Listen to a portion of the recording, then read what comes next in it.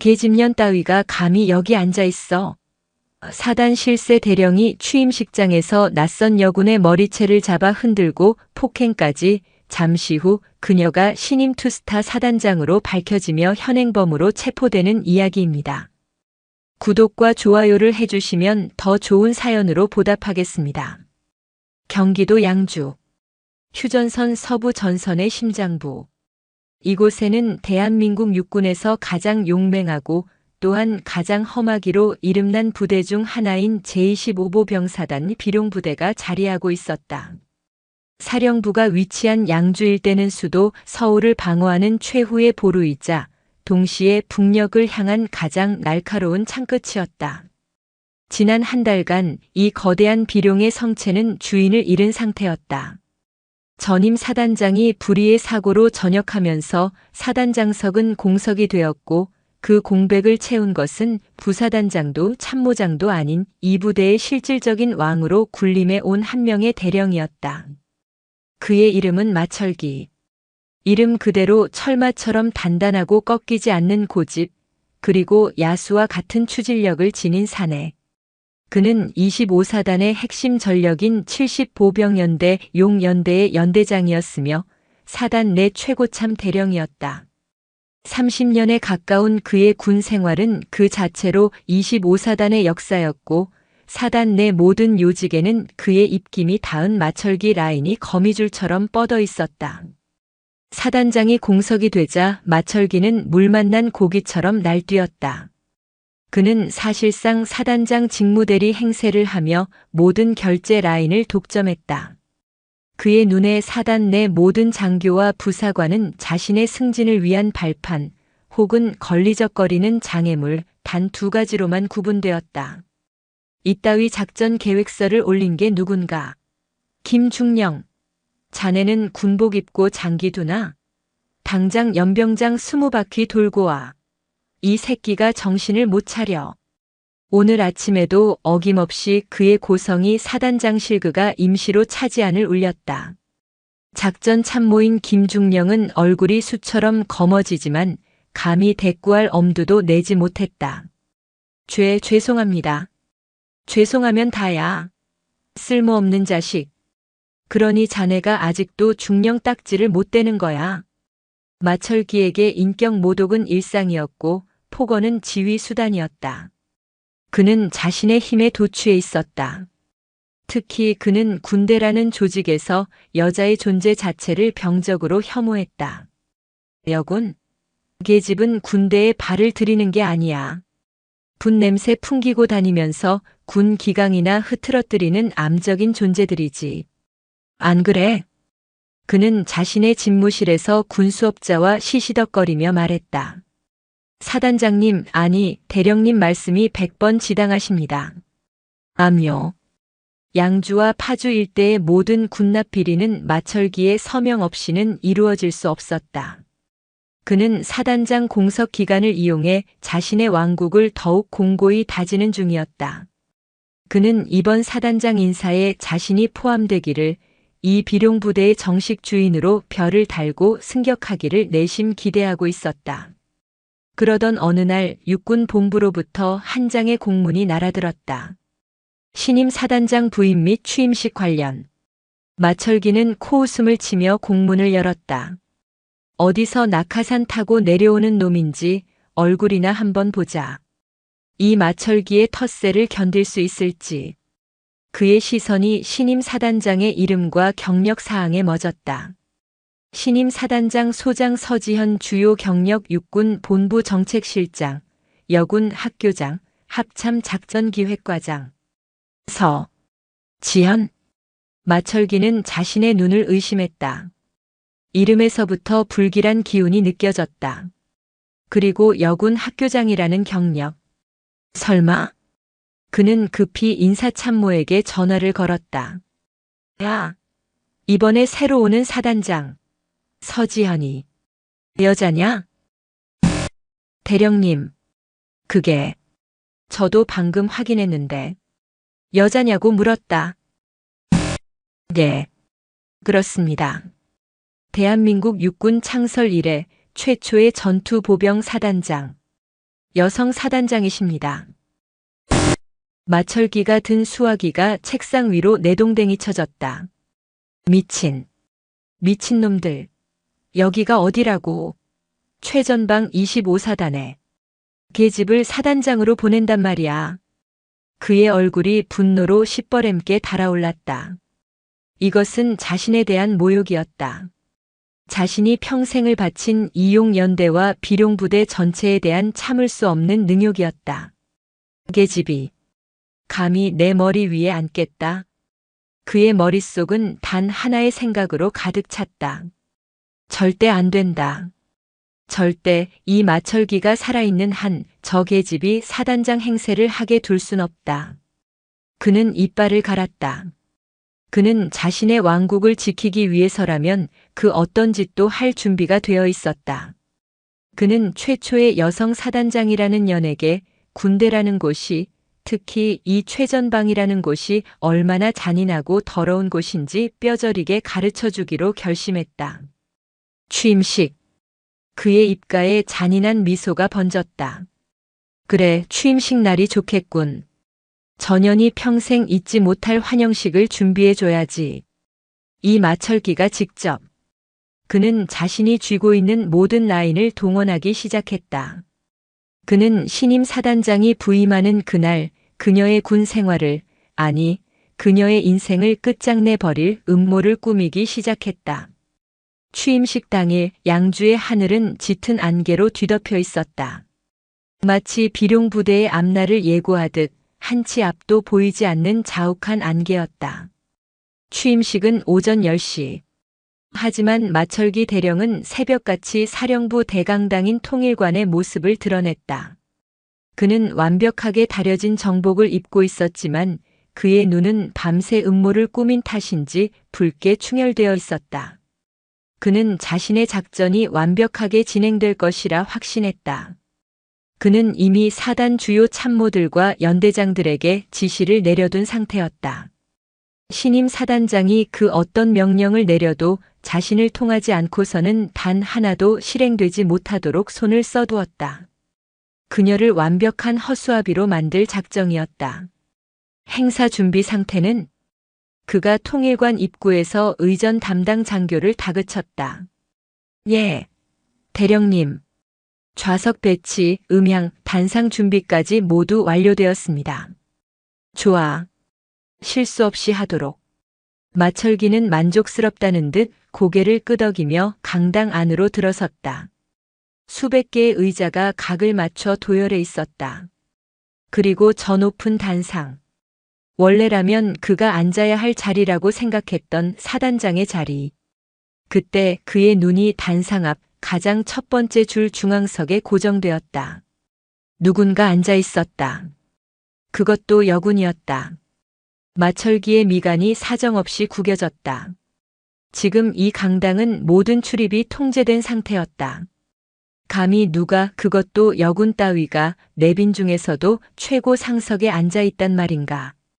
그는 성큼성큼 그 여자를 향해 걸어갔다. 여자는 전투복도 정복도 아닌 간편한 근무복 차림이었다. 어깨에는 얇은 스웨터를 걸치고 있었고 계급장은 보이지 않았다.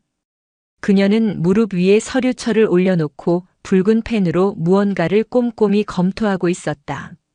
마철기는 그녀가 사단 본부대의 새로운 하급 장교나 아니면 행사를 돕기 위해 파견 나온 여군 부사관쯤으로 생각했다. 어떤 년인지는 몰라도 감히 여기가 어디라고 앉아 있어. 그것도 다리를 꼬고. 그의 머릿속에서 분노가 치밀어 올랐다.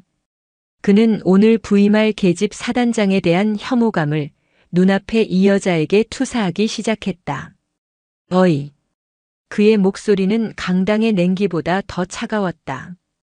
여자는 고개를 들지 않았다. 여전히 서류에 집중하고 있었다. 귀가 먹었나? 지금 내가 당신한테 말하고 있잖아. 마철기가 목소리를 높였다.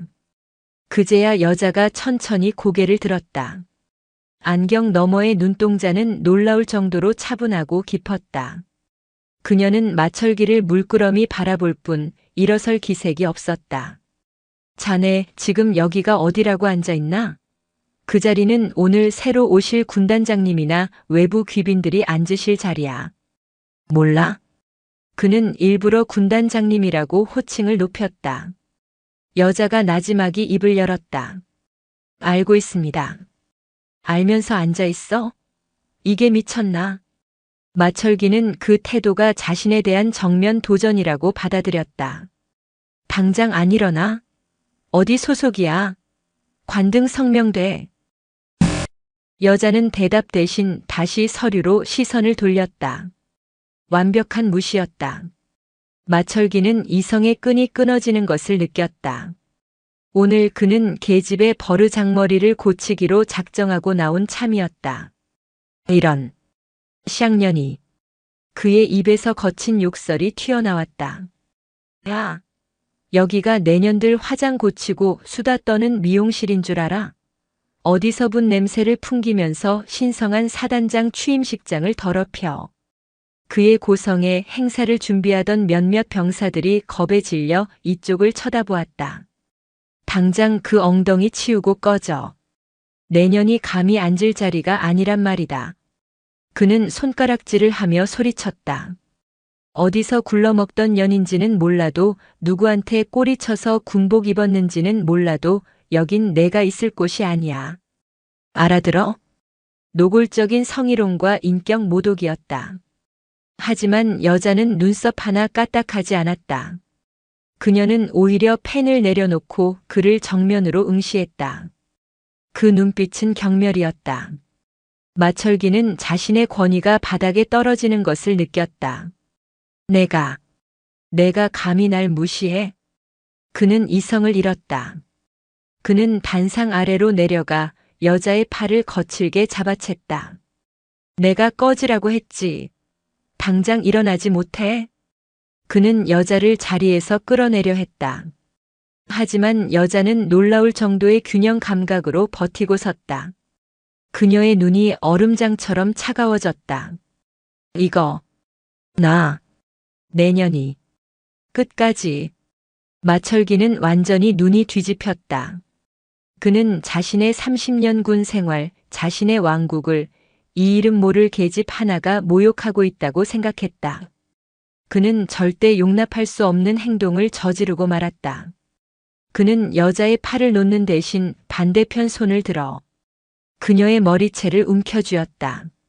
내가 좋게 말할 때 꺼지라고 했을 텐데. 악. 그제야 여자의 입에서 짧은 비명이 터져 나왔다. 그녀의 안경이 바닥으로 떨어지고 단정하게 묶여있던 머리가 순식간에 헝클어졌다. 강당 안의 모든 공기가 얼어붙었다. 병사들은 자신들의 눈앞에서 벌어지는 광경을 믿을 수 없었다. 25사단의 실세 마철기 대령이 여군의 머리채를 잡고 흔들고 있었다. 이게 지금. 여자가 고통 속에서도 그의 손목을 뿌리치려 발버둥 쳤다. 바로 그 순간이었다. 쾅! 강당의 육중한 정문이 활짝 열렸다. 전체 차렷. 육군 제1군단 광개토부대 군단장의 전속부관이 강당 안으로 뛰어들어오며 외쳤다.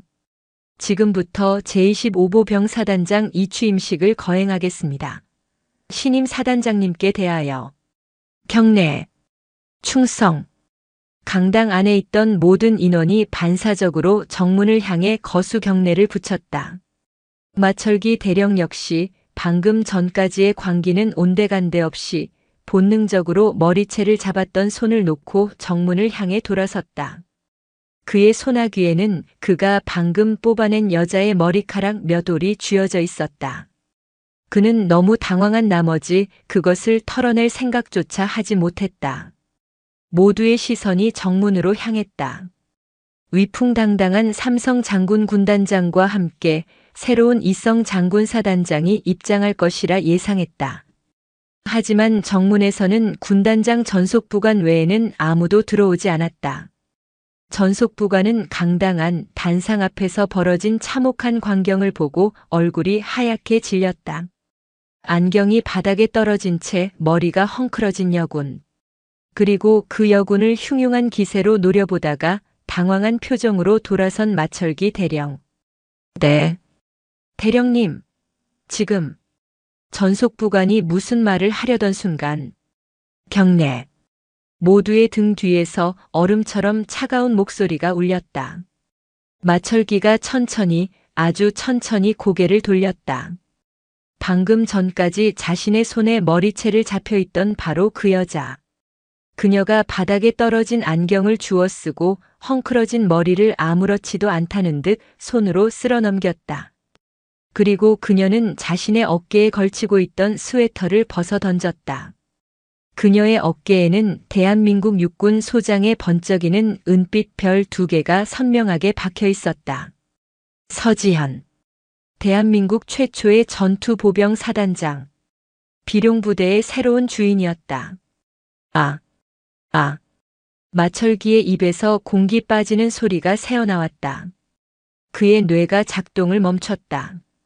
그가 방금 무슨 짓을 했는지, 누구의 머리채를 잡았는지 깨닫는 순간 그의 다리가 사시나무처럼 떨리기 시작했다.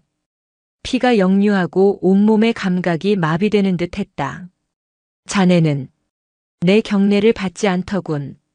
서지현 소장이 마철기를 향해 한 걸음 다가섰다. 그녀의 목소리는 조용했지만 그 어떤 고함보다 더 무겁게 강당 전체를 짓눌렀다. 사단장님. 저는 사단장님이신 줄 몰라 뵙고. 마철기가 필사적으로 무너지는 몸을 가누며 횡설수설 변명을 늘어놓았다. 몰랐다. 서지현이 그의 말을 끊었다. 그렇다면 내가 소장이 아니라 자네가 생각한 대로 이름 없는 여군 하사나 장교였다면 자네가 방금 저지른 그 폭언과 폭행, 그 성범죄가 정당화될 수 있단 말인가? 대답해 마철기 대령. 그녀는 정확하게 그의 이름을 불렀다. 아닙니다. 절대. 자네 손에 든 건 뭔가. 서지현이 그의 오른손을 가리켰다. 마철기는 그제야 자신이 여전히 그녀의 머리카락을 쥐고 있다는 것을 깨달았다. 그는 화들짝 놀라 손을 털었지만 머리카락은 마치 저주처럼 그의 손바닥에 달라붙어 떨어지지 않았다. 그대는 방금 그대의 직속 상관이자 이 부대의 지휘관인 나를 모욕하고 폭행하고 내 머리채를 잡았소. 서지현은 잠시 숨을 골랐다. 그녀의 눈은 분노를 넘어선 차가운 결의로 불타고 있었다. 나는 오늘 이 비룡부대의 사단장으로 부임했다. 그리고 나의 첫 번째 임무는 이 부대에 기생하며 썩은 내를 풍기는 해충을 박멸하는 것이다. 그녀는 마철기의 코앞까지 다가섰다. 마철기 대령. 예. 사단장님. 그대는 오늘 이 시간부로 제70 보병연대장 직에서 해임한다. 사단장님. 제발. 마철기의 눈앞이 하얘졌다. 직위해임. 이것은 30년 군 생활의 끝을 의미했다. 이것은 토론이 아니다. 명령이다. 그때 정문에서 상황을 파악한 1군단장이 분노에 찬 얼굴로 들어섰다. 서장군, 이게 다 무슨 일인가? 서지현은 군단장을 향해 깍듯하게 경례를 붙였다. 군단장님, 부임 첫날부터 불미스러운 모습을 보여드려 송구합니다. 하지만 이자는 군인이 아닙니다. 군복을 입은 범죄자입니다. 그녀는 군단장에게 자신이 당한 일을 보고하는 대신 마철기를 향해 돌아섰다. 헌병. 예. 사단장님. 강당 입구에 대기 중이던 헌병들이 총을 맨 채 달려왔다. 마철기 대령을 상관 폭행 및 모욕죄 현행범으로 당장 체포하라. 뭐라고? 마철기는 자신의 귀를 의심했다. 그가 다른 참모들이 보는 앞에서 수갑을 차게 되리라고는 상상도 못했다. 사단장님, 제발, 제가 무릎이라도, 제발 한 번만. 마철기는 그 자리에 무릎을 꿇었다. 그의 30년 자존심, 그의 왕국, 그의 모든 것이 한순간에 무너져 내렸다. 서지현은 그를 싸늘하게 내려다보았다. 그대가 무릎 꿇어야 할 대상은 내가 아니다. 그대가 지난 30년간 짓밟아 온 수많은 부하들과 그대가 방금 모욕한 이 군대의 모든 여군들이다. 그녀는 헌병들에게 고갯짓했다. 끌어내. 예. 헌병들이 달려들어 무릎 꿇고 있던 마철기의 양팔을 우악스럽게 잡아 일으켰다. 철컥하는 소리와 함께 그의 손목에 차가운 수갑이 채워졌다. 에이, 이럴 순 없어. 이년아, 내가 감히 나를. 놔. 이 개자식들아, 이거 안 놔. 그는 마지막 남은 이성을 잃고 짐승처럼 발버둥 쳤다. 내가 마철기야. 이 25사단의 왕이라고. 이년이. 그의 마지막 발악은 굳게 닫히는 통일관 문 밖으로 사라졌다. 강당 안에는 무거운 침묵이 흘렀다. 서지현은 헝클어진 자신의 모습을 정돈하지도 않은 채 단상 위로 올라섰다. 그녀는 충격과 공포에 질려있는 사단 참모들과 병사들을 바라보았다. 그녀는 마이크를 잡았다. 나는 오늘 이 비룡부대의 사단장으로 부임했다. 방금 전 여러분은 이 부대의 썩은 머리가 잘려나가는 것을 목격했다. 그녀의 목소리는 쩌렁쩌렁하게 강당을 울렸다. 나는 내 부하들을 아낀다. 그러나 계급과 성별을 무기 삼아 약자를 짓밟고 군의 명예를 더럽히는 자는 그것이 그 누구든 설령 저 마철기 대령이라 할지라도 결코 용서하지 않을 것이다. 그녀는 일군단장을 바라보았다. 군단장님, 지금 즉시 육군본부 감찰실에 특별감찰을 요청해 주십시오. 마철기 대령이 이 부대에서 저지른 모든 비리와 부조리를 단 하나도 남김없이 파헤쳐야 합니다. 마철기의 철마는 그렇게 추락했다. 그의 왕국은 부임 10분도 안 된 계집 사단장의 손에 처참하게 박살났다. 하지만 이것은 그의 시련의 끝이 아니었다.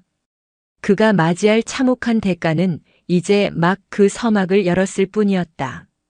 마철기 대령이 헌병들에게 끌려나가고 통일관 강당의 육중한 문이 닫히는 순간 25사단 사령부의 공기는 얼어붙었다. 사단장 취임식은 그렇게 역사상 가장 충격적이고 피비린내 나는 방식으로 시작되었다. 마철기는 짐승처럼 울부짖었다. 이거나, 이 개자식들아. 감히 누군 줄 알고. 내가 마철기야. 내가 70연대장이라고. 하지만 헌병들은 꿈쩍도 하지 않았다. 그들의 손에는 서지현 소장이 방금 전 서명한 현행범 체포 및 구속영장이 들려 있었다. 사단장의 첫 번째 결재였다. 마철기는 사령부 본청 지하에 위치한 그가 평생 거들떠보지도 않았던 낡은 영창 독방에 처박혔다. 쾅! 하고 철문이 닫히는 소리는 그의 30년 철권 통치가 끝났음을 알리는 장송곡이었다. 이년이. 서지현 이 미친년이. 그는 좁은 독방 안을 미친 듯이 서성거렸다. 분노, 치욕, 그리고 뒤늦게 밀려오는 공포. 하지만 그는 아직 무너지지 않았다. 그는 이것이 그 계집의 감정적인 쇼에 불과하다고 애써 치부했다. 그래. 현행범 체포? 좋아. 하지만 나를 언제까지 가둬둘 수 있을 것 같아? 이 25사단이, 아니, 이 양주 땅이 어떻게 돌아가는지 전혀는 아무것도 몰라. 내 라인이 어디까지 뻗어 있는지 상상도 못할 거다. 그는 자신이 구축한 왕국을 굳게 믿었다. 사단 참모진의 절반 이상이 그의 사람이었다. 군수, 인사, 공병. 그가 손을 쓰지 않은 곳이 없었다. 그는 1군단 광개토부대 본부에도 심지어는 육군 본부에도 그가 상납하며 관리해 온 끈이 있었다. 빠르면 오늘 저녁, 늦어도 내일 아침이다. 군단장님이 전현을 호출해서 뜯어 말리시겠지. 감히 사단의 최고참 연대장을, 그것도 취임식 날에 수갑을 채워? 군 기강을 무너뜨린 건 바로 전현이야. 그는 자신이 곧 풀려날 것이며 서지현은 지휘 능력 부족으로 한 달도 버티지 못하고 쫓겨날 것이라 확신했다. 그는 비열한 미소를 지었다. 두고 보자 서지현. 내년에 그 뻣뻣한 머리채를 내가 다시 잡아서 아주 지식여 주마. 하지만 마철기가 모르는 것이 있었다. 서지현이 그를 체포한 것은 감정적인 폭발이 아니라 철저하게 계산된 첫 번째 수였다는 것을. 같은 시각 사단장 집무실. 서지현은 헝클어진 머리를 수습하지도 않은 채 1군단장을 향해 굳은 얼굴로 보고하고 있었다. 군단장님, 이것은 단순한 하극상이나 폭행이 아닙니다. 이 부대가 제25사단이 뿌리부터 썩어 있다는 신호입니다. 서장군, 아무리 그래도 절차가 있지 않나? 연대장을. 그것도. 군단장은 당혹감을 감추지 못했다. 절차를 따랐다면 저는 지금 이 자리에 서 있지 못했을 겁니다. 서지현이 차갑게 말했다. 저는 마철기 대령의 머리채에 잡히는 순간 깨달았습니다. 저자는 저를 상관으로 본 것이 아니라 여자로 봤습니다. 이 사단의 그 누구도 저의 계급장을 보지 않고 제 치마를 볼 것입니다. 지금 이 순간 저들의 싹을 자르지 않으면 저는 이 사단을 단 하루도 지휘할 수 없습니다. 그녀의 눈은 불타고 있었다. 군단장은 더 이상 말을 잇지 못했다. 그는 서지현이라는 여군이 단순한 정책통이나 행정가가 아님을, 그 어떤 야전 지휘관보다 더 무섭고 냉철한 맹수임을 깨달았다. 육군 본부에 요청하신 특별감찰단. 네. 이미 출발했을 겁니다. 아마도 제 부임 소식보다 그들의 도착 소식이 더 빠를지도 모르겠군요. 서지현은 이미 모든 것을 준비해 두었다. 그녀는 25사단장으로 내정된 순간부터 이 부대의 왕으로 군림하는 마철기의 존재와 그의 비리 첩보를 입수하고 있었다. 마철기의 폭행은 그녀에게 사냥을 시작할 완벽한 명분을 주었을 뿐이었다. 그날 오후 사령부 전체의 전 참모 및 연대장, 사단장실 긴급 소집 명령이 떨어졌다. 마철기와 가장 가까웠던 군수참모호 대령과 인사참모윤 대령은 콧방귀를 뀌며 사단장실로 향했다. 어차피 마 대령님 없으면 저 계집이 할 수 있는 게 뭐가 있겠어. 대충 앉아있다가 나오면 그만이지. 하지만 그들이 사단장실 문을 열었을 때 그들은 얼어붙고 말았다. 사단장석에 앉아있는 서지현의 옆에 낯선 민간인 복장의 사내들과 육군 본부 감찰실 소속의 독사라는 별명으로 유명한 강건우 준장이 배석해 있었던 것이다. 모두 앉으시죠. 서지현이 입을 열었다. 인사는 생략합니다. 지금 이 시간부로 제25보 병사단 전 부대에 대한 무기한 특별 감찰에 들어갑니다. 강건우 준장께서 총괄하십니다. 오 대령과 윤 대령의 얼굴이 하얗게 질렸다. 사단장님, 이렇게 갑자기 부대 업무가 마비될 수. 업무 마비? 서지현이 오 대령을 쏘아보았다. 오 대령, 자네가 지난 3년간 결제한 용 연대 70연대 신축 막사공사 서류부터 좀 볼까? 자재 목록에 있는 최고급 단열재는 어디로 가고 우리 병사들은 비가 새고 곰팡이가 피어나는 폐가에서 잠을 자고 있지? 그것은 윤 대령. 그녀는 고개를 돌렸다. 자네가 이번 달에 올린 진급 심사자 명단. 마철기 대령의 조카가 왜 어급 최우선 순위에 올라와 있나? 실적은 바닥인데. 자네 아들놈이 이번에 파주 시내에 상가 건물을 샀다지. 그 돈 어디서 났나? 그것은 회의가 아니었다. 심판이었다. 강 준장님, 저 두 사람부터 지금 즉시 직위 해제하고 사무실과 관사, 모든 통신기기 압수수색하십시오. 예, 알겠습니다. 사단장님, 이러실 수 없습니다. 마 대령님이 가만히 있지 않을. 마철기, 서지현이 비웃었다. 그대들이 믿는 그 마철기라는 썩은 동아줄은 이미 내 손에 잘려나갔소. 이제 그대들이 기생하던 그 썩은 몸통을 도려낼 차례요. 감찰 요원들이 그들의 팔을 붙들었다. 그들은 마철기와 똑같은 비명을 지르며 끌려나갔다. 사령부는 순식간에 아수라장이 되었다. 마철기 라인은 그렇게 단 반나절 만에 뿌리째 뽑혀나갔다. 감찰단의 칼날은 무자비했다. 그들은 사단 본부뿐만 아니라 예하 연대, 대대까지 샅샅이 뒤졌다. 마철기의 이름으로 자행된 온갖 비리들이 터져나오기 시작했다. 군납업체로부터 받은 상납금, 인사청탁, 유류 횡령. 그리고 마침내 가장 끔찍한 진실이 드러났다. 사단장님, 이걸 보셔야겠습니다. 강건우 준장이 굳은 얼굴로 서류철 하나를 내밀었다. 그것은 방탄복과 방탄 헬멧 납품 계약서였다. 마철기가 납품 단가를 후려치는 대가로 리베이트를 받고 기준 미달이 중국산 저가 방탄 플레이트를 납품받았습니다. 뭐라고? 서지현의 손이 떨렸다.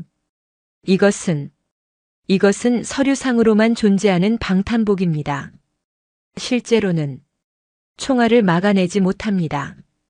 그는 지난 5년간 이 사단의 모든 병사들에게 죽음의 갑옷을 입혀왔던 겁니다. 서지현은 눈을 감았다. 그녀의 분노는 이미 임계점을 넘어섰다. 이것은 비리가 아니었다. 이적 행위이자 대량 학살 시도였다. 영창 독방에 갇혀있던 마철기는 자신을 구하러 올 라인이 모조리 체포되었다는 소식을 듣고 나서야 모든 것이 끝났음을 깨달았다. 그는 차가운 시멘트 바닥에 주저앉아 공허한 눈으로 천장만 바라보았다. 그의 왕국은 그렇게 단 하루 만에 먼지처럼 사라져버렸다. 사흘이 지났다. 마철기에게 그 사흘은 30년보다 더 긴 시간이었다. 그는 영창에서 나와 사단장실로 다시 불려갔다. 그가 체포되었던 그 강당이 아니라 그가 자신의 왕좌처럼 여기던 바로 그 사단장 집무실이었다. 그는 더 이상 정복을 입고 있지 않았다. 계급장과 모든 휘장이 뜯겨나간 죄수복이나 다름없는 누런 활동복 차림이었다. 그의 손목에는 여전히 수갑이 채워져 있었다. 문이 열리고 그는 자신의 집무실 책상에 앉아있는 서지현 소장을 마주했다. 그녀는 헝클어졌던 머리를 단정하게 정돈했고 흠잡을 데 없는 완벽한 정복 차림이었다. 그녀의 어깨에 달린 별 2개가 방금 닦아낸 칼날처럼 서늘하게 빛나고 있었다. 앉으시오. 그녀가 가리킨 곳은 책상 앞의 보조의자였다. 마철기는 헌병에게 이끌려 힘없이 주저앉았다. 책상 위에는 강건우 준장이 찾아낸 그의 모든 비리 증거 자료가 산처럼 쌓여 있었다.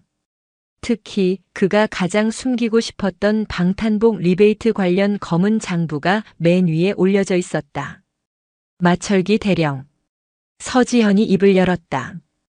그녀의 목소리는 분노나 경멸이 아니었다. 얼음장보다 더 차가운 무의 감정이었다. 그대는 어제까지 이 부대의 왕이었지. 그대는 그대의 왕국을 지키기 위해 그대의 병사들을 팔아넘겼소. 그녀는 기준 미달의 방탄 플레이트 하나를 집어들어 그의 앞에 던졌다. 이게 그대가 챙긴 돈의 대가다. 철컥. 가벼운 플라스틱 조각 같은 소리가 났다. 이걸 믿고 내 병사들이 적의 총구 앞에 서야 한단 말이오. 자네는 이 부대의 모든 병사들의 가슴에 이미 총구를 겨누고 있었던 거요. 마철기는 고개를 들지 못했다. 그는 모든 것을 자백했다. 그는 자신이 살아남기 위해 모든 것을 불었다. 죽을 죄를 지었습니다. 사단장님, 제발. 그가 사단장님이라는 단어를 입에 담았다. 사흘 전만 해도 계집, 미친년이라 불렀던 대상이었다. 그대는 군사재판에 회부될 것이요. 서지현이 냉정하게 말했다. 그대가 저지른 죄목만 해도 수십 가지다. 부하 폭행, 상관 모욕, 직권 남용, 수백억 대의 횡령, 그리고 군 형법상 최악의 범죄인 군용물에 대한 사기 및 이적 행위. 마철기의 눈이 절망으로 커졌다. 이적 행위. 그것은 사형까지도 가능한 중죄였다. 사형. 말입니까?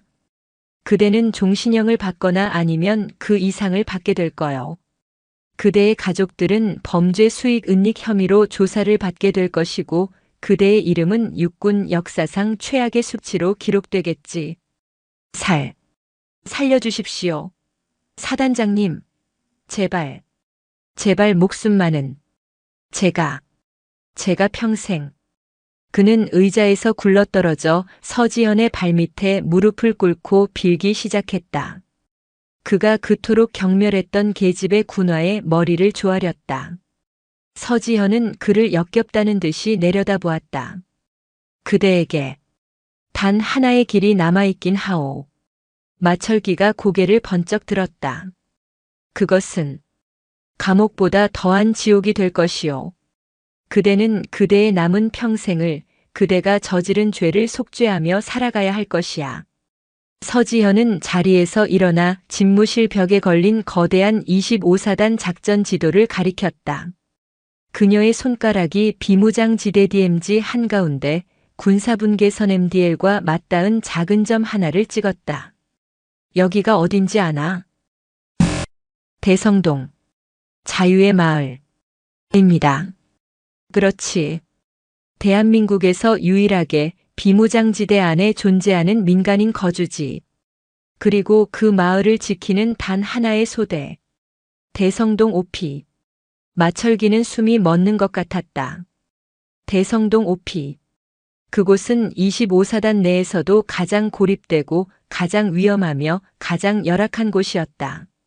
사방이 북한군 초소와 지뢰밭으로 둘러싸인 대한민국 영토가 아닌 유엔 사관할 구역. 그곳은 완벽한 고립지였다.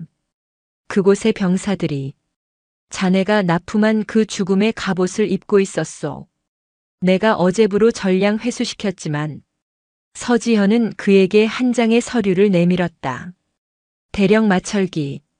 금일부로 대성동 OP 민사작전 고문으로 보직을 명함. 민사작전 고문. 계급만 대령일 뿐 어떠한 지휘권도 병력도 심지어는 무기 소지 권한도 없는 허울뿐인 직책이었다. 그것은 감시자이자 인질이었다. 그대는 그곳에서 그대가 죽이려 했던 그 병사들과 함께 먹고 자고 숨쉬게 될 것이요. 그대는 그곳에서 단 한 발자국도 나올 수 없어. 군사재판은 그대의 복무가 끝나는 날까지 유예한다. 사단장님, 그곳은 지옥이지. 그대가 만든 지옥이요. 서지현은 차갑게 말했다. 그대는 그곳에서 그대의 눈으로 직접 보게 될 것이요. 그대가 훔친 돈이 그대의 부하들을 어떻게 죽음으로 내몰았는지. 그리고 만약 그곳에서 단 한 번이라도 불미스러운 일이 생기거나 그대의 임무를 게을리한다면 그녀는 마철기의 턱을 잡아 들어 올려 자신의 눈을 마주치게 했다. 나는 그대의 군사재판 유예를 즉시 취소하고 그대를 이적죄로 총사령에 처하도록 만들 것이요. 내 말 알아들었나? 마철기는 공포에 질려 미친 듯이 고개를 끄덕였다. 헌병. 저자의 수갑을 풀고 대성동으로 압송해. 지금 당장. 마철기는 죄수복 같은 활동복 차림 그대로 장군용 세단이 아닌 병사들을 실어 나르는 낡은 KU-511 2톤반 트럭의 짐칸에 실렸다. 트럭은 양주 사령부를 떠나 파주로 향했다. 민간인 통제선을 지나고 임진강을 건너 마침내 비무장지대로 들어가는 통일대교를 넘었다. 창밖으로 보이는 풍경은 점점 더 살벌해졌다. 지뢰라는 붉은색 경고판이 끝없이 이어졌다. 트럭이 멈춘 곳. 유엔사 깃발과 태극기가 나란히 걸린 삼엄한 검문소 앞. 자유의 마을 대성동. 지옥의 문이 그의 앞에서 천천히 열리고 있었다. 대성동. 그곳은 시간이 멈춘 섬이었다. 낡은 슬레이트 지붕을 인집 몇 채가 전부인 작은 마을. 하지만 그 마을을 둘러싼 공기는 대한민국의 그 어느 곳보다 무거웠다. 불과 1km 남짓 떨어진 곳에 북한의 기정동 평화의 마을이, 그리고 그들을 겨누는 수백 개의 총구가 도사리고 있었다. 마철기가 도착한 대성동 오피는 마을을 방어하는 유일한 군사기지였다. 하지만 그 위용은 초라했다. 수십 년은 됨직한 낡은 콘크리트 막사와 교통호가 전부였다. 그를 맞이한 것은 이 고립된 섬의 지휘관인 젊은 소대장, 육사 출신의 FM 이준혁 중이었다. 그는 하늘과 같던 대령 계급에, 그것도 사단의 최고 실세였던 마철기가 왜 이런 죄수꼴로 자신의 소대의 고문으로 오게 되었는지 도무지 이해할 수 없다는 표정이었다. 충성. 소대장 중위 이준혁입니다. 대령님. 그는 자신도 모르게 마철기에게 경례를 붙였다. 마철기는 그 경례를 받지 못했다. 아니, 받을 자격이 없었다. 그는 낡은 트럭 짐칸에서 비틀거리며 내려섰다. 내 숙소는 어디인가? 그의 목소리는 며칠 사이 10년은 늙어버린 듯 갈라져 나왔다. 이쪽입니다. 이 중위가 안내한 곳은 소대장실이나 부소대장실이 아니었다. 막사 뒤편 낡은 탄약고 옆에 붙어있는 창고로 쓰이던 작은 시멘트 방이었다. 퀴퀴한 곰팡내와 냉기가 코를 찔렀다. 방 안에는 낡은 철제 침대 하나와 덜덜거리는 라디에이터 하나가 전부였다. 식사는 병사들과 함께 식당에서 하시면 됩니다. 그리고 사단장님의 명령이십니다. 이 중위는 굳은 얼굴로 종이 한 장을 내밀었다. 마철기 대령 행동 지침. 오피 내 지정된 구역 숙소, 식당, 작전 상황실 외 이동을 금한다. 소대장의 허가 없이는 그 어떤 병사에게도 지시 및 접촉을 금한다. 모든 통신기기 사용을 금하며 외부와의 연락은 소대장의 감청하에 주 1회로 제한한다. 그것은 군인이 아니라 감시 대상에게 내려진 지침이었다. 네. 이 중위가 복잡한 표정으로 경례를 하고 사라졌다. 쾅. 문이 닫히고 마철기는 차가운 시멘트 바닥에 주저앉았다. 그는 자신이 30년간 쌓아 올린 모든 것이 이 차갑고 곰팡내 나는 작은 방 하나로 응축되었음을 깨달았다. 그날 밤, 그는 잠들 수 없었다. 얇은 군용 담요 한 장으로는 비무장지대의 살을 애는 듯한 한기를 막을 수 없었다. 라디에이터는 가스 부족이라는 이유로 제대로 작동하지 않았다. 그때 얇은 벽 너머로 병사들의 목소리가 들려왔다. 야, 오늘 온 사람. 진짜 마철기 대령 맞냐? 그 70연대장? 몰라. 근데 꼴이 말이 아니던데. 완전 죄수 같더라. 사단장님한테 머리채 잡혔다는 게 진짜인가? 미친. 근데 우리 이제 어떡하냐? 어제 사단장님이 와서 우리 방탄복 다 가져갔잖아. 그거 마 대령이 납품한 거라며? 완전 사기라고. 아, 그거 생각만 하면 빡치네. 우린 그거 믿고 매일 이 지뢰밭을 돌아다녔는데. 그냥 표적지 입고 다닌 거였어. 마철기는 숨이 멎는 것 같았다. 표적지. 자신이 입힌 죽음의 갑옷. 그는 자신의 가슴을 움켜쥐었다. 끔찍한 죄책감이 그의 목을 졸랐다.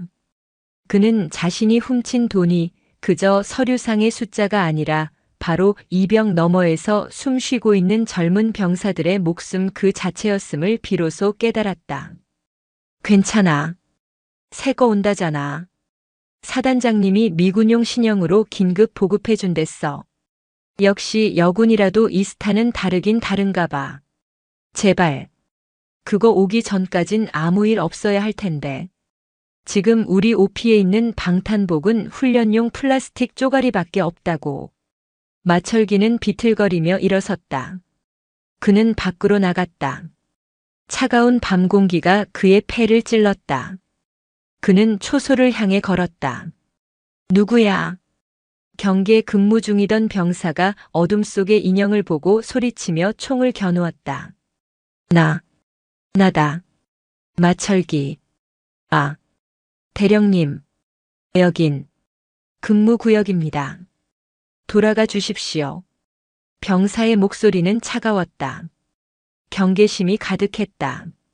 마철기는 병사에게 다가가지 못하고 그 자리에 우뚝 섰다. 그는 병사가 입고 있는 낡은 방탄복을 보았다. 훈련용이라는 파란색 글씨가 희미하게 보였다. 자네. 네. 저. 건너편. 북한군 초소. 자주 보이나? 매일 봅니다. 저놈들도 저희를 매일 보고 있겠죠. 왜 그러십니까? 아니다. 춥다. 들어가라. 마철기는 돌아서려다 무언가를 발견했다. 병사가 신고 있는 전투화. 밑창이 너덜너덜하게 달아 있었다. 그가 횡령한 목록에는 동계 전투화 보급 예산도 포함되어 있었다. 그는 자신의 발을 내려다보았다. 자신이 신고 있는 최고급 가죽 전투화.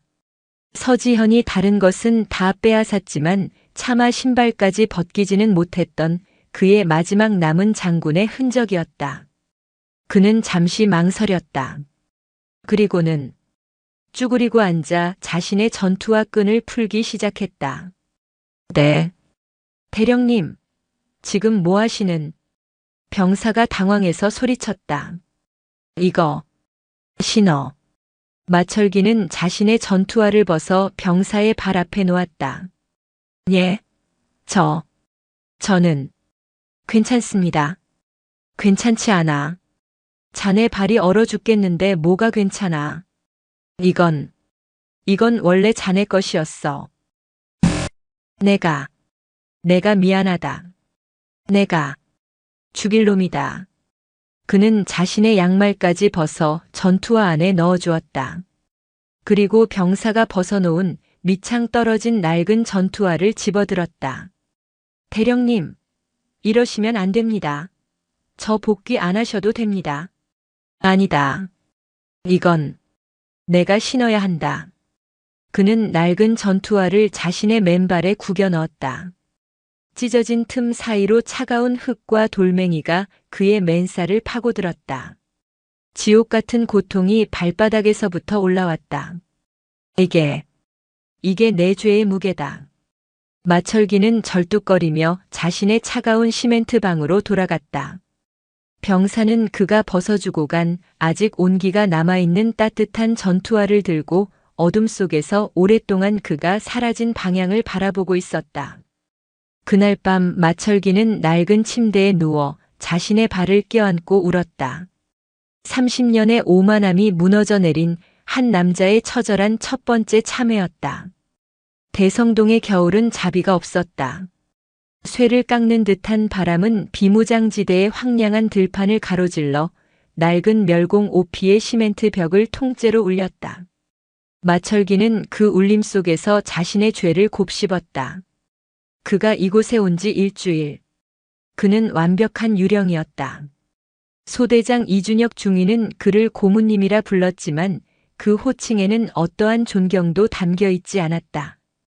그것은 관리 대상 혹은 잠재적 위험물을 부르는 코드명에 불과했다. 병사들은 그를 대놓고 무시했다. 그들은 마철기가 식당에 들어서면 마치 역병 환자를 피하듯 반대편 구석으로 몰려가 식사를 했다. 마철기는 아무 말도 하지 않았다. 그는 그 모든 경멸과 무시를 묵묵히 받아들였다. 그것이 자신이 받아야 할 형벌의 일부임을 알았다. 그의 유일한 일과는 그가 병사에게 받아 신은 낡고 찢어진 전투화를 신고 숙소 앞의 작은 공간을 절뚝거리며 걷는 것이었다. 밑창에 찢어진 틈으로 스며든 냉기가 그의 맨발을 핥히었고 그 고통은 그의 썩어 문드러진 30년군 생활을 상기시켰다. 그는 일부러 그 고통을 즐겼다. 이게 내가 받아야 할 몫이다. 그는 식사 때도 배급받는 밥과 국을 단 한 톨도 남기지 않았다. 그것은 맛이 있어서가 아니었다. 이곳의 병사들이 자신이 그토록 멸시했던 그 새파란 놈들이 매일 먹는 음식을 자신도 똑같이 먹어야 한다는 속죄의식이었다. 그날 밤 기온은 영하 20도까지 떨어졌다. 오피 전체가 얼어붙었다. 덜덜덜. 마철기는 자신의 낡은 철제 침대에 누워 얇은 모포 한 장으로 추위를 견디고 있었다. 숙소의 라디에이터는 이미 며칠 전부터 작동을 멈춘 상태였다. 그때였다. 푸드득. 컥. 막사 전체의 전등이 일순간 깜빡이더니 암흑 속으로 꺼져들었다. 비상등 몇 개만 겨우 켜졌을 뿐 오피 전체가 마비되었다.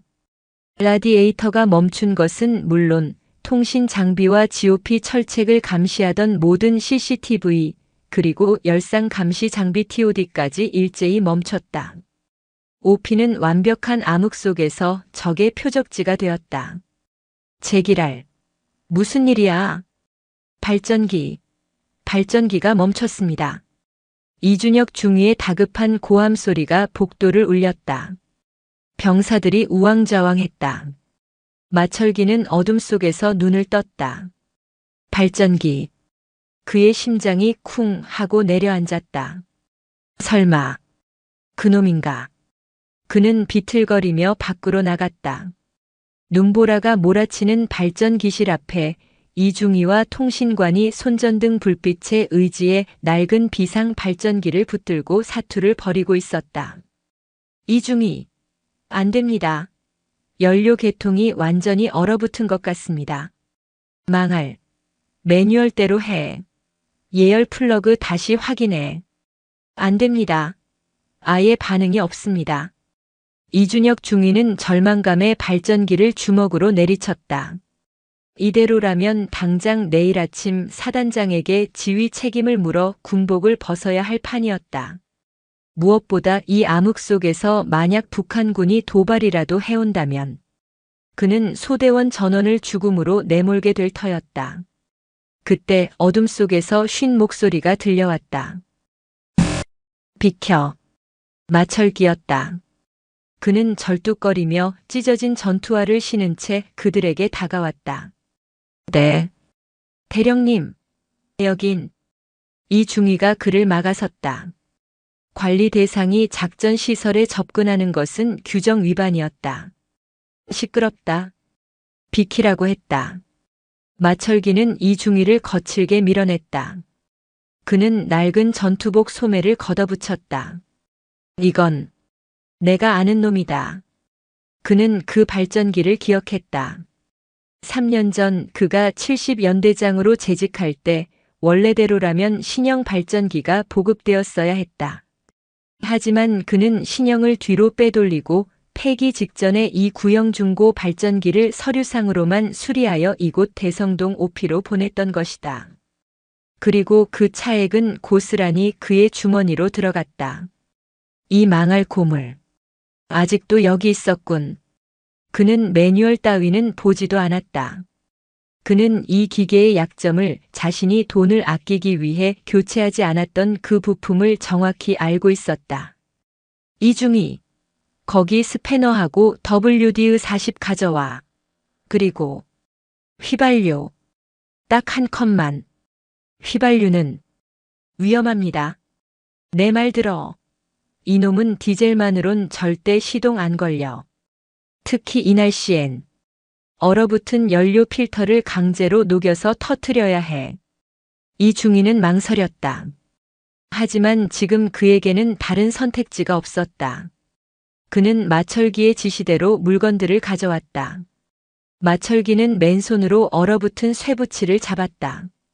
살같이 쩍 하고 달라붙었다가 떨어져 나가며 피가 흘렀다. 그는 신음소리 하나 내지 않았다. 그는 능숙하게 연료 필터 덮개를 열고 얼어붙은 찌꺼기를 긁어냈다. 그리고 가져온 휘발유를 에어 클리너 쪽에 조심스럽게 부었다. 자, 물러서. 그는 숨을 깊게 들이마시고 예열 플러그를 수동으로 몇 번이나 점화시켰다. 이준혁 중위. 예. 내가 신호하면. 저기 스타트 버튼. 목숨 걸고 눌러. 한 번에 안 걸리면 우린 다 죽는다. 저거 역화한다. 이중위는 침을 삼켰다. 마철기는 눈을 감았다. 제발. 제발. 지금. 철컥. 이중위가 버튼을 눌렀다. 푸드드드. 컥. 컥. 발전기가 비명을 질렀다. 검은 연기가 뿜어져 나왔다. 그리고 콰르르르르르릉. 지축을 울리는 굉음과 함께 발전기가 기적적으로 되살아났다. 팟! 오피 전체의 전등이 다시 켜지고 감시 장비들이 삐비그 소리를 내며 재부팅을 시작했다. 와! 와! 병사들의 환호성이 터져 나왔다. 이준혁 중위는 다리가 풀려 그 자리에 주저앉았다. 마철기는 기름과 피로 범벅이 된 손을 털며 일어섰다. 그는 아무 말 없이 환호하는 병사들을 뒤로하고 자신의 차가운 숙소로 돌아가려 했다. 그때 이준혁 중위가 그를 향해 외쳤다. 감사합니다. 고문님. 마철기는 돌아보지 않았다. 그는 그저 절뚝거리며 어둠 속으로 사라졌다. 그날 밤 처음으로 그는 쓸모없는 인간이 아니었다. 그는 자신의 죄악을 이용해 아이러니하게도 사람을 살렸다. 발전기 사건 이후 대성동 오피의 공기는 미묘하게 변했다. 마철기는 여전히 죄인이었지만 동시에 필요한 죄인이 되었다. 병사들은 더 이상 그를 노골적으로 피하지 않았다. 식당에서는 누군가 그의 식판 옆에 슬쩍 끓인 물 한 컵을 가져다 놓기 시작했다. 소대장 이준혁 중위의 태도는 더욱 복잡해졌다. 그는 FM 장교로서 마철기를 감시해야 했지만 동시에 그날 밤 자신을 압도했던 마철기의 야전 경험을 무시할 수 없었다. 마철기는 변하지 않았다. 그는 여전히 낡은 전투화를 신고 다녔고 발의 동상은 점점 심해져 걸음걸이는 더욱 부자연스러워졌다. 그는 말이 없었다. 대신 그는 보기 시작했다. 그는 할 일이 없었기에 하루 종일 오피 상황실 구석에 유령처럼 앉아 있었다. 그는 수십 개의 CCTV 화면과 열상 감시 장비가 비추는 적막한 DMZ 풍경을 짐승처럼 끈질기게 노려보았다. 그는 이 오피의 방어 체계가 얼마나 엉망인지 깨닫고 있었다. 그리고 그 엉망인 방어 체계를 최종 승인한 것이 바로 과거의 자신 마철기 대령이었음을 알고 있었다. 여긴 숭숭 뚫려 있구나. 그의 눈에 교본에는 나오지 않는 치명적인 약점들이 보였다. 그날 오후 이준혁 중위가 초조한 얼굴로 상황실에서 작전 지도를 노려보고 있었다. 무슨 일인가 이중위. 마철기가 처음으로 그에게 말을 걸었다. 이중위는 움찔했지만 이내 상황을 설명했다. 내일 사단장님께서 대성동 오피를 순시하십니다. 방어 태세를 보고해야 하는데 솔직히 자신이 없습니다. 자신이 없는 게 당연하지. 마철기가 콧방귀를 뀌었다. 자네. 저기 7번 카메라가 비추는 배수로 확인해봤나? 7번 배수로 말입니까? 그곳은 철제 격벽으로 완벽하게. 완벽? 마철기가 절뚝거리며 지도 앞으로 다가왔다. 그는 썩어가는 자신의 발 때문에 거의 까치발을 들어야 했다. 내가 3년 전에 그 격벽 공사 서류에 사인했지. 그리고 공사비의 절반을 챙겼다. 예. 이중위의 얼굴이 하얗게 질렸다. 원래대로라면 이중 철근으로 막았어야 할 것을 얇은 철판 한 장으로 덮어놨단 말이다. 지난 여름 장마 때 이미 휩쓸려 나갔거나 멧돼지들이 다 뚫어놨을 거다. 거긴 문이야. 적들이 들어오시오 하고 열어놓은 대문. 그 그럴 리가. 당장 순찰조를. 소용없어. 거긴 지뢰지대라 병사들이 접근도 못해. 그래서 내가 거길 골랐던 거다. 아무도 확인 못할 테니까. 이준혁 중위는 온몸의 피가 차갑게 식는 것을 느꼈다. 자신들은 여태껏 문을 활짝 열어놓고 잠을 자고 있었던 것이다. 그럼 어떡합니까? 방법이 없지. 지금 당장 공병을 부를 수도 없고, 사단장님께 사실대로 보고하고, 자네가 군복 벗는 수밖에. 이 중위는 절망감에 주먹을 쥐었다. 마철기는 그런 그를 한심하다는 듯이 바라보다가 한숨을 내쉬었다. 방법이 하나 있긴 하다. 그는 지도를 손가락으로 가리켰다. 배수로를 막을 순 없어. 하지만 배수로로 들어온 놈들을 잡을 순 있지. 무슨? 여기와 여기. 지금 비어있는 두 곳의 참호. 마철기가 가리킨 곳은 배수로의 출구와 마주보는 수풀에 가려진 두 지점이었다. 여기에 크레모와 두 발을 교차로 설치해. 그리고 저기 3번 초소의 K의사 고속 유탄 발사기 사각을 이쪽으로 돌려놔. 놈들이 문을 열고 들어오는 순간 저곳은 지옥이 되는 거다. 그것은 교본에 나오는 정석적인 방어가 아니었다. 그것은 적의 머리 꼭대기에서 적의 심리를 이용하는 비열하지만 완벽한 함정이었다. 이준혁 중위는 마른 침을 삼켰다. 하지만 이것은 사전에 승인된 작전. 그럼 사단장님께 가서 말해. 제가 지키는 곳은 사실 대문이 열려 있습니다. 마철기 대령이 훔쳐먹어서요. 라고. 당장 설치하겠습니다. 이 중위는 결단을 내렸다. 그는 즉시 부소대장에게 마철기가 지시한 대로 함정을 설치하라고 비밀리에 명령했다. 그날 밤 이준혁 중위는 자신의 숙소로 마철기를 불렀다. 그는 자신의 비상식량인 컵라면에 뜨거운 물을 부어 내밀었다. 고문님. 왜? 궁금한 게 있습니다. 고문님은 왜 그렇게 되셨습니까? 이런 전술을 아시는 분이. 왜? 마철기는 뜨거운 컵라면을 든 채 잠시 창밖의 어둠을 바라보았다. 별. 예. 별이 달고 싶었다. 장군이 되고 싶었지. 그는 쓴웃음을 지었다. 장군이 되려면 돈이 필요하더군. 윗분들에게 상납할 돈, 내 라인을 관리할 돈. 그래서 훔쳤다. 처음엔 작은 걸 훔쳤지. 유류, 부식. 그러다 점점 큰 걸 훔쳤다. 격벽 발전기. 그리고 방탄복. 그는 더 이상 말을 잇지 못했다. 그 별이 내 눈을 멀게 했다. 내가 지켜야 할 것들이 아니라 내가 밟고 올라가야 할 것들만 보게 만들었지. 그리고 결국 난 내 부하들의 목숨까지 훔치려 했던 괴물이 된 거다. 이준혁 중위는 아무 말도 할 수 없었다. 그는 그저 자신의 앞에서 컵라면을 든 채 후회하는 늙은 군인의 모습을 바라볼 뿐이었다.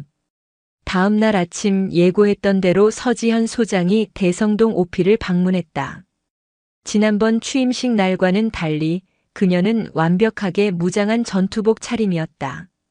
그녀의 헬기는 오피 연병장이 아닌 만일의 사태에 대비해 유엔사 JSA 경비대대 쪽에 대기시켰다. 그녀는 방탄 기능이 보강된 지휘용 KU-808 차륜형 장갑차를 타고 삼엄한 호위 속에 오피 정문으로 들어섰다. 충성! 이준혁 중위가 소대원들을 도열시키고 벼락 같은 경례를 붙였다. 서지연은 그들의 경례를 받았다. 그녀의 시선은 날카로웠다. 그녀는 도열한 병사들의 방탄복을 일일이 만져보았다. 마철기가 빼돌린 죽음의 갑옷 대신 그녀가 긴급 보급한 신형 방탄 플레이트가 삽입된 묵직한 신형 방탄복이었다. 따뜻하게 입고 있나? 예, 사단장님. 그녀의 시선은 이윽고 병사들 대열의 가장 끝, 감히 함께 서지도 못하고 저 멀리 숙소 그늘에 서 있는 한 인형에게로 향했다. 마철기였다. 그는 여전히 그 낡고 찢어진 전투화를 신고 있었다. 그는 서지현과 눈이 마주치자 고개를 숙였다. 이준혁 중위. 예, 사단장님. 방어 태세 보고하라. 예. 이쪽으로. 이 중위는 서지현을 상황실로 안내했다. 그는 밤새 마철기에게 배운 새로운 방어 계획을 마치 자신이 처음부터 구상한 것처럼 유창하게 보고하기 시작했다. 특히 적의 예상 침투로인 7번 배수로에 대해서는 7번 배수로. 서지현의 눈이 날카로워졌다. 내가 알기로 그곳은 격벽으로 완벽히 차단된 곳인데. 아닌가? 그것이. 이중희의 얼굴이 굳었다. 솔직하게 보고해, 이중희. 그 격벽 지금 제 기능을 하나? 못하고 있습니다. 언제부터 알았나?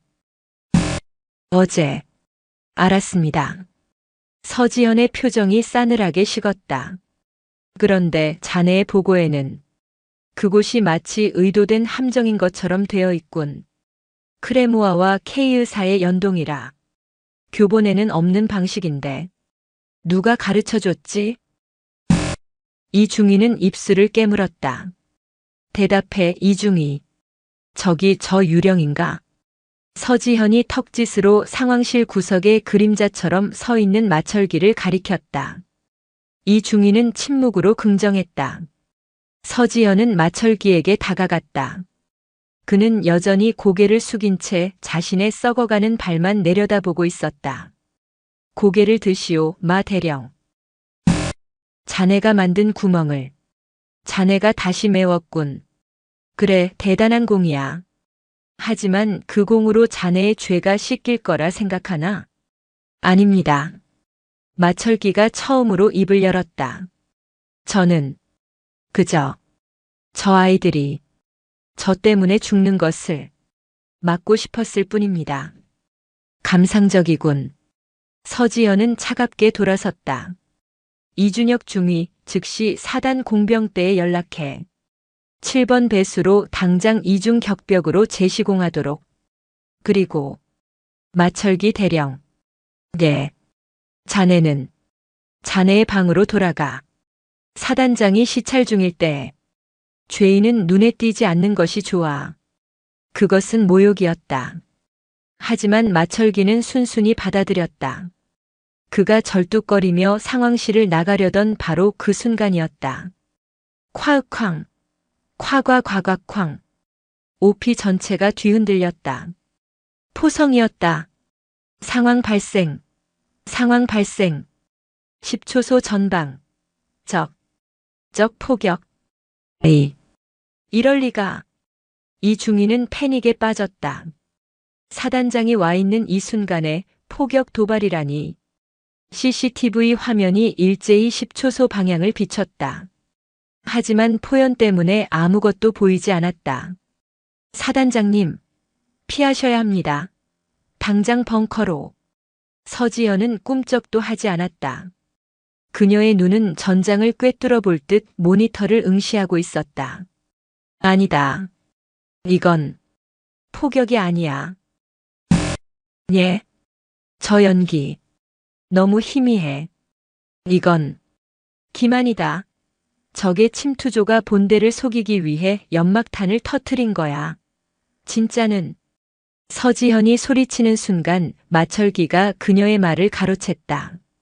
그는 상황실 지도를 향해 괴물처럼 달려들었다. 7번 배수로. 이준혁. 당장 7번 배수로 화면 띄워. 이중희가 다급하게 7번 배수로 쪽을 감시하던 열상 감시 장비 TOD 화면을 띄웠다. 화면 속.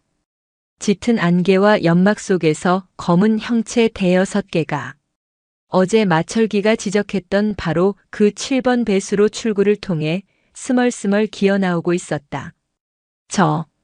저놈들. 이중희는 얼어붙었다. 서지현은 즉각 소리쳤다. 이중희, 당장 함정 발사. 네. 예. 이중희가 격발 스위치를 누르려던 순간 마철기가 그의 손을 거칠게 내리쳤다. 안 돼. 아직이야. 무슨 놈들이 함정을 알고 있다. 저것 봐. 마철기가 화면을 가리켰다.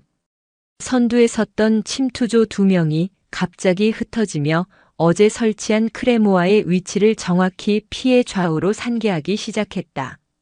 이럴 수가. 정보가 샜어. 이중희는 절망했다. 아니야. 마철기가 포효했다. 정보가 샌 게 아니야.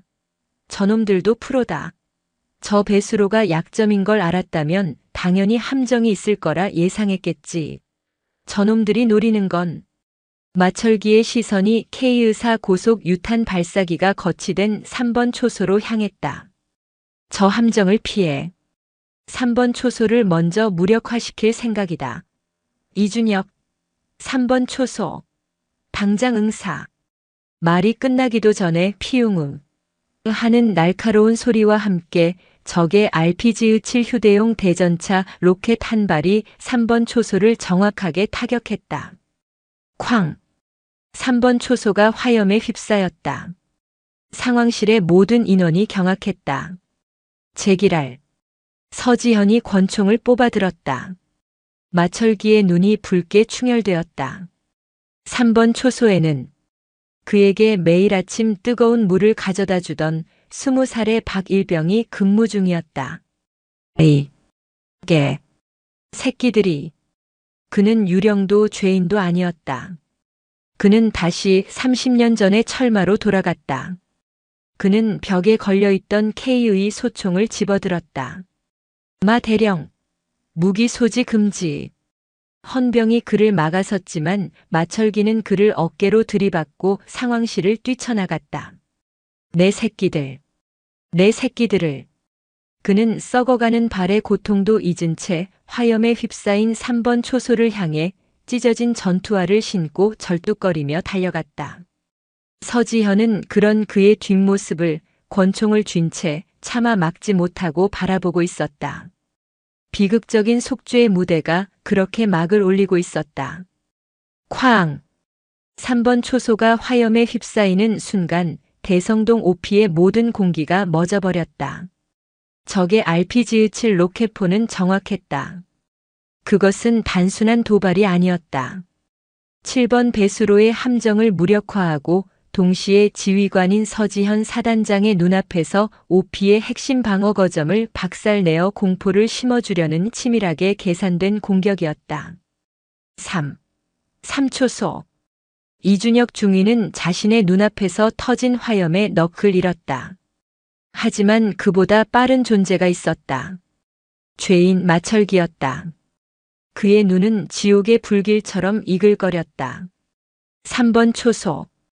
그곳은 어제 아침 그가 낡은 전투화를 꿰매 신고 있을 때 고모님 추우실까봐 라며 몰래 핫팩을 건네고 갔던 20살의 박일병이 근무 중인 곳이었다. 새끼들이. 그의 입에서 30년 군 생활의 그 어떤 폭언보다 더 원초적인 분노가 터져나왔다.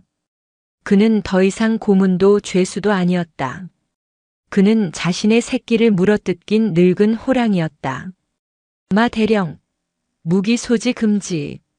상황실을 지키던 헌병이 본능적으로 그를 가로막았다. 꺼져. 마철기는 헌병을 통나무처럼 들이받고 벽으로 밀어붙였다. 그는 벽에 걸린 K의 소총을 낚아채 탄창을 확인하고는 망설임 없이 놀이쇠를 후퇴 전진시켰다. 철컥. 쇠가 긁히는 소리는 그의 마지막 이성을 재장전하는 소리였다. 그는 썩어 문드러지고 있는 자신의 발을 이끌고 화염을 향해 절뚝이며 뛰쳐나갔다. 고통은 느껴지지 않았다. 그의 머릿속에는 오직 박일병과 죽음의 갑옷 2단어만이 맴돌았다. 내가 저 아이들에게 죽음의 표적지를 입혔다. 내가 저 불길 속으로 밀어넣은 것이다. 전 병력, 즉각 전투 배치. 서지현의 얼음 같은 목소리가 뒤늦게 혼돈을 수습했다. 그녀는 권총을 뽑아든 채 불길 속으로 뛰어드는 마철기의 뒷모습을 망연히 바라보았다. 저것은 명령 불복종이자 탈영이었다. 하지만 동시에 그녀가 평생 본 그 어떤 군인보다 더 군인다운 돌격이었다.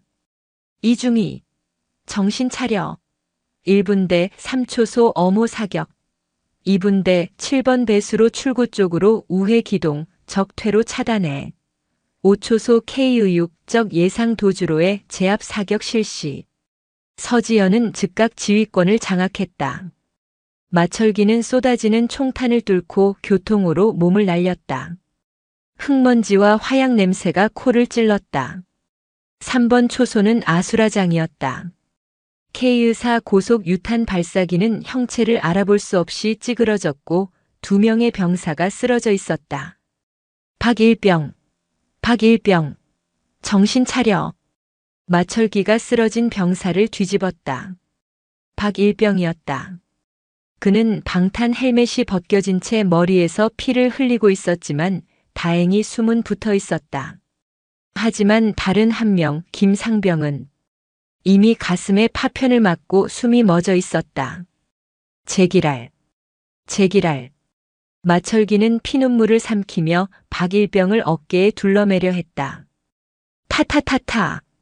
바로 그때 무너진 초소의 잔해 너머로 검은색 특수 전투복을 입은 적 침투조 2명이 모습을 드러냈다. 그들은 함정을 피해 오피 내부로 진입하는 데 성공한 것이다. 마철기는 박일병을 감싸 안고 참호 바닥으로 몸을 굴렸다. 적의 총탄이 그의 머리 위를 스쳐 지나갔다. 크크. 늙은이의 부상병인가. 적 하나가 비웃으며 다가왔다. 마철기는 소총을 들어 응사하려 했지만 적의 화력이 너무 거셌다. 그는 꼼짝없이 참호에 갇혔다. 박일병. 정신 차려. 고. 문님. 박일병이 희미하게 신음했다. 마철기는 자신의 찢어진 전투화를 내려다보았다. 이 발로 저 어린 부상병을 데리고 쏟아지는 총알을 피해 후퇴하는 것은 불가능했다. 여기까지인가. 결국 나는 저 아이 하나 구하지 못하고. 그때 적의 무전기에서 다급한 목소리가 흘러나왔다. 서지현이 지시한 2분대의 우회 기동조가 그들의 퇴로를 차단하기 시작한 것이다. 퇴각한다. 마무리하고 빠져. 적의 리더가 소리쳤다. 그는 마지막 선물이라도 주려는 듯 허리춤에서 검은색 물체 하나를 꺼내 안전핀을 뽑았다. 슈구. 수류탄이었다. 그것은 포물선을 그리며 날아와 마철기와 박일병이 웅크리고 있는 참호 한가운데로 정확하게 떨어졌다. 마철기의 눈이 커졌다. 3초. 죽음까지 남은 시간이었다. 그의 머릿속으로 수백억의 검은 돈, 그가 쌓아 올린 비리의 성, 그리고 서지현의 머리채를 잡았던 자신의 추악한 손이 스쳐 지나갔다. 죽음의 갑옷. 그는 평생을 부하들에게 가짜 갑옷을 입혔다.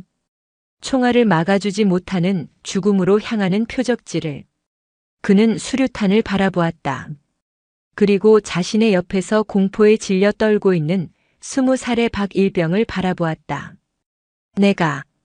내가 입혀야 할 진짜 방탄복은 이것이었구나. 그는 더 이상 망설이지 않았다. 박일병. 예. 자네. 어머니. 계시지. 살아라. 고문. 님. 마철기는 마지막 힘을 다해 박일병을 참호 구석으로 밀쳐냈다. 그리고 그는 자신의 육중한 몸을 날려 차갑게 빛나는 그 수류탄을 자신의 가슴으로 덮쳤다. 안 돼. 그 순간 어모를 위해 달려오던 이준혁 중위와 그 뒤를 따르던 서지현 사단장이 그 광경을 목격했다. 쾅! 세상이 무너지는 듯한 굉음. 하지만 그 소리는 이상하리만치 둔탁했다. 마철기의 몸이 모든 파편과 폭발력을 흡수해버렸기 때문이었다. 참호 안은 자욱한 연기와 살점이 타는 끔찍한 냄새로 가득 찼다. 적 침투조는 그 틈을 타 어둠 속으로 사라졌다. 콜록, 콜록, 이게 무슨... 박일병이 연기 속에서 기어나왔다. 그는 살아있었다. 폭발의 충격으로 귀가 먹먹했지만 상처 하나 입지 않았다. 그리고 그가 기어나온 자리. 마철기 대령이 형체를 알아보기 힘들 정도로 망가진 채 쓰러져 있었다. 마 대령. 서지현은 이성이 마비되는 것을 느꼈다. 그녀는 사단장으로서의 위엄도 냉철함도 잊은 채 피투성이가 된 참호 속으로 미끄러져 들어갔다. 마철기. 정신 차려. 마철기. 그녀는 군복이 피로 젖는 것도 아랑곳하지 않고 그의 상체를 끌어안았다. 기적처럼 마철기가 희미하게 눈을 떴다. 그의 시선은 자신을 끌어안고 울부짖고 있는 서지현을 향했다. 그녀의 헝클어진 머리카락. 그는 픽거품을 물고 웃었다. 단장님. 머리가 또 헝클어졌습니다. 서지현은 말을 잇지 못했다. 눈물이 쉴 새 없이 흘러내렸다. 그날 통일관에서 제가 죽일 놈이었습니다. 감히 사단장님의 됐소. 말하지 마시오. 의무병 어딨어? 소용 없습니다. 제 갑옷이 좀 약했나 봅니다. 그는 자신의 갈기갈기 찢겨나간 가슴을 내려다보았다. 마 대령. 자네는 사단장님. 제 찢어진 전투화 보이십니까? 서지현은 고개를 숙여 폭발의 충격에도 불구하고 여전히 그의 발에 붙어있는 너덜너덜한 전투화를 바라보았다. 보고 있소, 마 대령. 그게 제 30년 죄의 무게였습니다.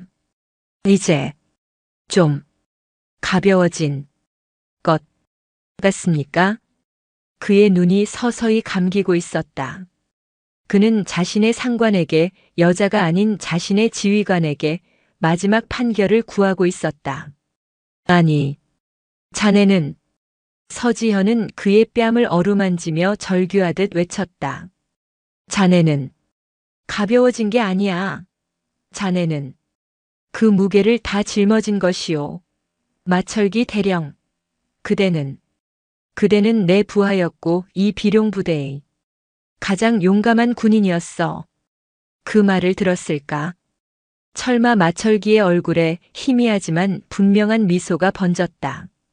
그가 30년간 그토록 갈망했던 별보다 더 빛나는 구원의 미소였다.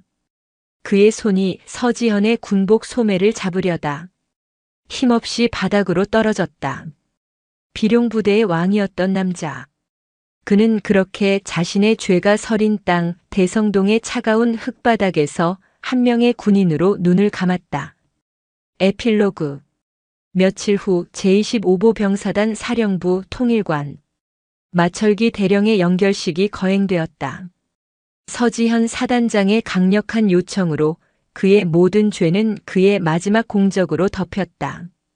그는 불명예 전역 대신 전사로 예우받았다. 연결식장에는 그가 모욕했던 사단의 모든 여군들, 그리고 그가 훔쳤던 방탄복 대신 신형 갑옷을 입은 대성동 오피의 병사들이 함께했다. 박일병은 붕대를 감은 채 자신의 생명의 은인을 향해 목 놓아 울었다. 서지현은 조사를 낭독했다. 고 마철기 대령. 그대는 한때 길을 잃은 철마였다. 그대의 발굽은 부하들의 가슴을 짓밟았고 그대의 탐욕은 군의 명예를 더럽혔다. 그녀의 목소리는 담담했지만 그 누구도 그녀를 비난하지 않았다. 그러나 그대는 마지막 순간 그대의 모든 죄를 자신의 몸으로 막아섰다. 그대는 그대가 그토록 원했던 별이 어깨가 아닌 가슴에 있었음을, 부활을 지키는 그 뜨거운 심장 그 자체였음을 증명했다. 그녀는 영정 사진 속의 마철기를 향해 거수 경례를 붙였다. 비룡부대는 그대를 잊지 않을 것이다. 아니, 잊지 말아야 한다. 그대의 죄를 그리고 그대의 거룩한 속죄를. 편히 쉬라. 나의 부하 마철기 대령. 그의 유해는 그가 마지막을 보낸 대성동 오피가 내려다 보이는 양지 바른 언덕에 안장되었다. 그의 낡고 찢어진 전투와 한 짝이 유품으로 함께 묻혔다. 그날 이후 25사단에서는 그 누구도 서지현 사단장을 여군이라 부르지 않았다. 그녀는 그저 그들의 사단장이었다. 마철기가 남긴 교훈은 서지현의 강철 같은 리더십과 함께 비룡부대의 새로운 군기가 되었다. 철만은 죽었지만 그가 남긴 별의 무게에 대한 깨달음은 그곳에 남은 모든 군인들의 가슴 속에 영원히 살아 숨쉬게 되었다. 오늘도 요지경 사연을 잘 들어주셔서 감사합니다.